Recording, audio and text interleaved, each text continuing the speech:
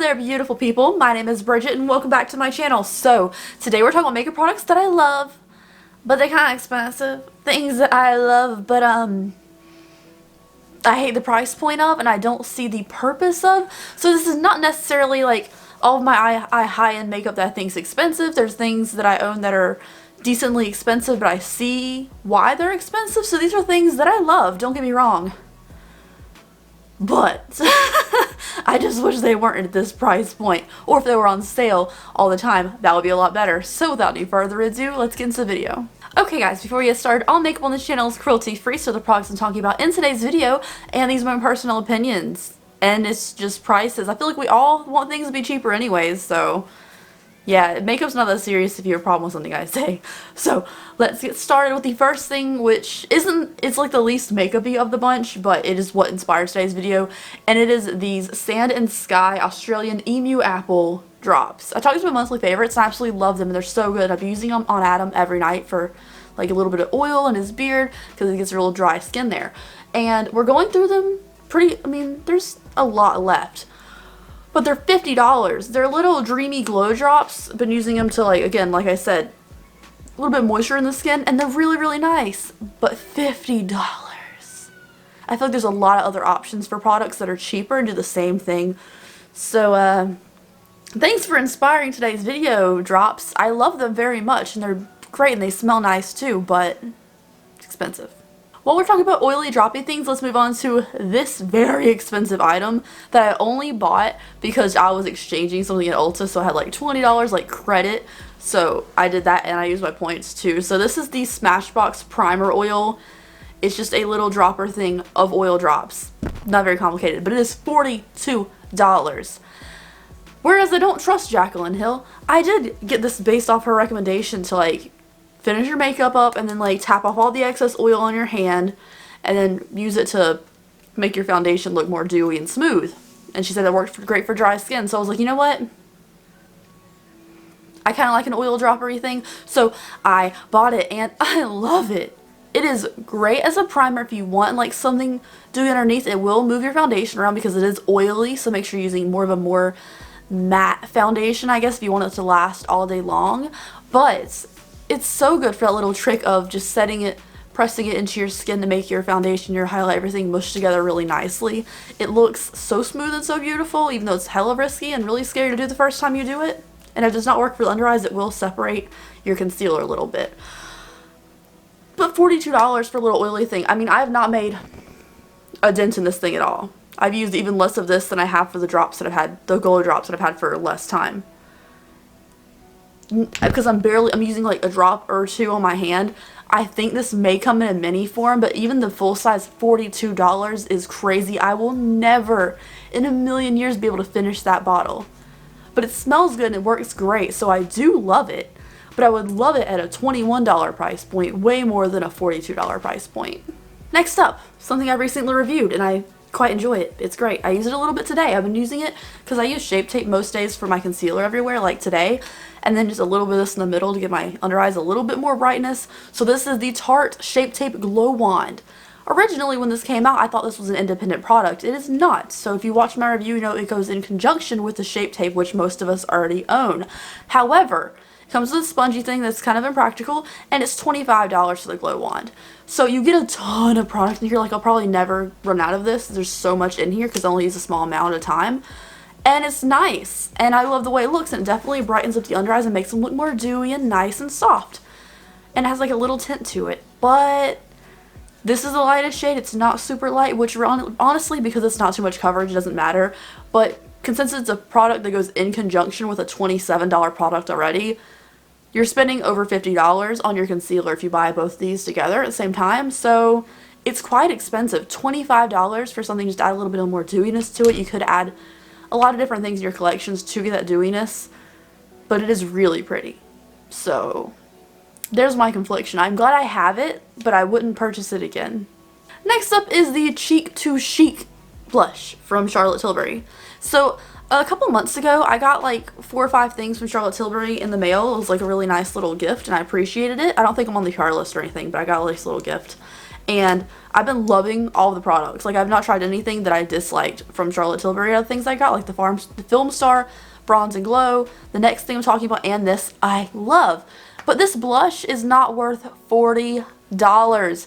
Love the cute, sleek, elegant packaging. It feels very elegant. And the blush itself is a nice, soft blush. But it's $40 for a blush. First of all, if it was a more bright color, I might get more use out of it, but this is very subtle. It has more pink in the middle, but honestly, most of this is a very, very subtle, soft shell blush, which is gorgeous. Don't get me wrong, I use it all the time, but it's $40 for a blush that barely shows up. Seems like a lot, but it's very pretty, so yeah. Let's talk about the other Charlotte Tilbury thing, which I like more. But I can't ever purchase it myself. I couldn't. It's ridiculously priced.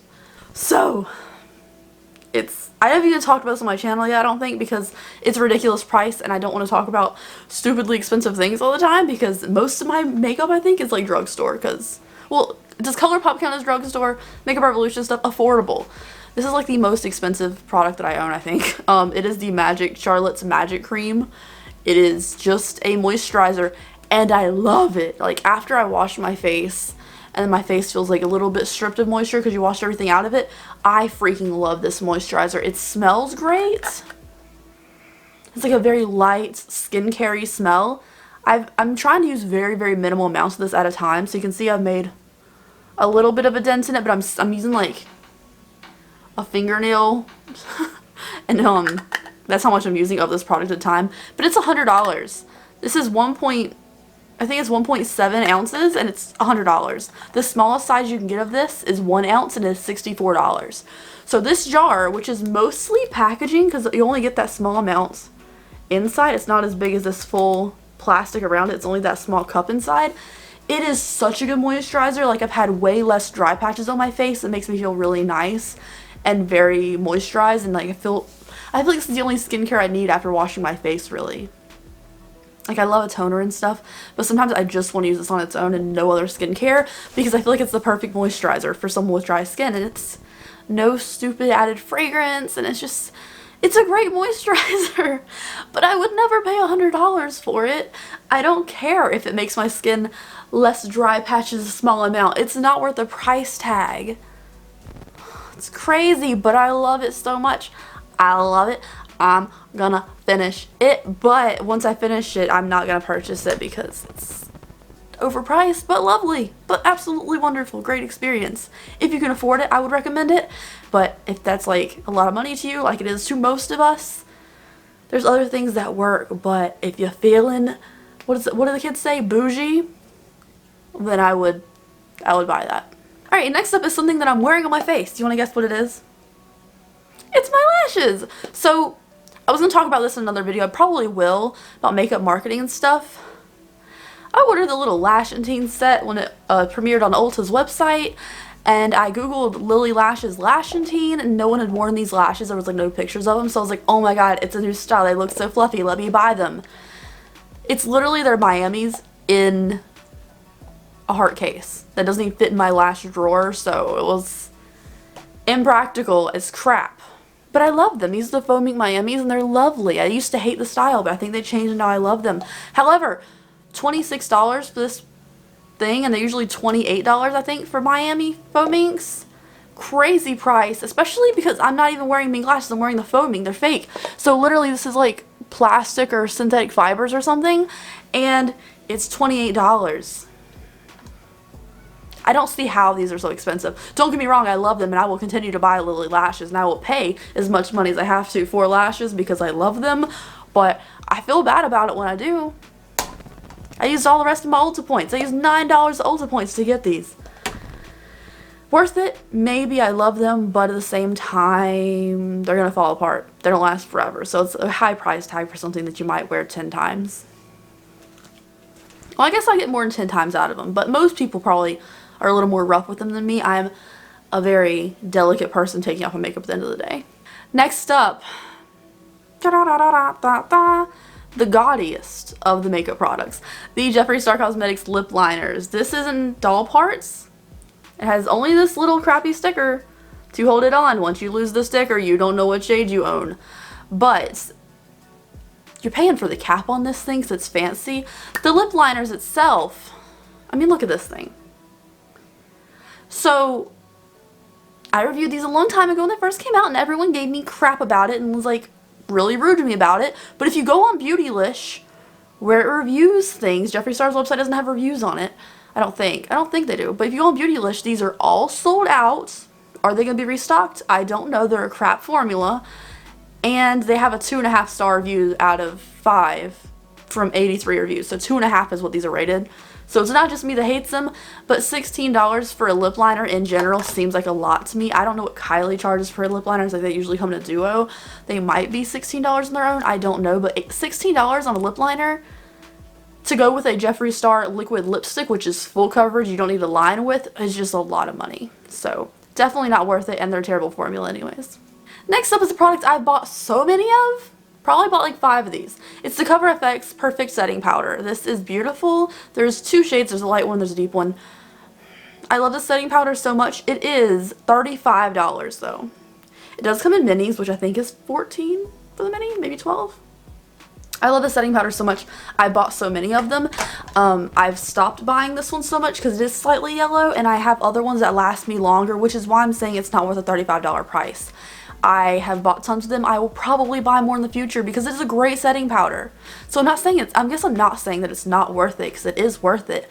But I go through that one so much more fast than I would another setting powder. Like the Anastasia Beverly Hills, you get so much setting powder. They've only gone through 1 of those in the past 8 months maybe. So I've only gone through 1. I'm on my second one, about halfway through my second one right now. But I go through that one a lot slower than I went through that Cover FX when I kept going through them so fast. There's something about that powder that makes you use it a lot faster. So I'm just investing in other products that have more product in them for the price, because I feel like even the Anastasia powder is slightly cheaper and you get tons more product. So I feel like for $35 there should be a lot more product in that container than there is, but it's a great powder. And lastly is the Stila liquid eyeshadows. This is my favorite one, Perlina. And I tried to use it today for my lower lash line, but this is dead. And the reason I'm saying these are not worth the money is these are $24, right? $24 for a liquid eyeshadow, which in itself is crazy. But they dry out super fast. Like, I can't even use, there's how much is in here? Like half of it almost, like at least a third. And you can't get to the bottom of it. So I can't use it anymore. There's nothing on the wand. Like, it's, let me see, it's very dry on the wand, and you can't even use it. So I have not used this much of it. I feel like it evaporates. I feel like the more you open it, the more it evaporates, which is going to happen with any product. But for some reason, I feel like these are unusable once you get halfway through with them. So it's very disappointing, especially for $24 for a little bit of glitter on a stick.